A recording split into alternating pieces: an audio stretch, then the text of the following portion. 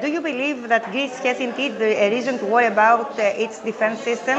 And I'm asking that because due to economic crisis, most Greek people say that these 2.4 billion euros could be used better in education or in health system. Well, the choice of military equipment is really in NATO a decision for the individual member state.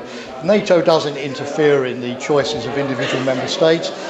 They run studies, analyses, they see what works best for their military forces, and they make their own choices. What I would say, of course, is that what NATO is interested in is that the equipment is interoperable with NATO's command structure and other systems, because the effectiveness of NATO is, of course, based on the interoperability.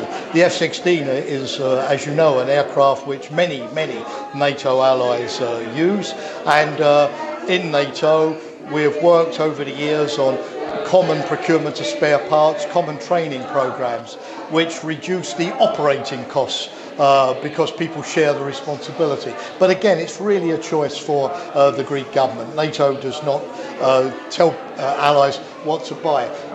As for the impact of military procurement, well, it depends, but often, for example, the defence industrial base does employ a lot of people. For example, 440,000 people in Europe are employed by the defence industry. It's a major source of exports as well. It's a major source of innovation. Think of all of the big innovations.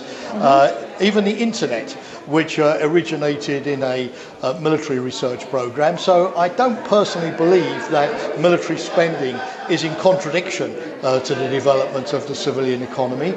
The other thing is that often these sales are spread out over a large number of years, so that the money is not spent immediately.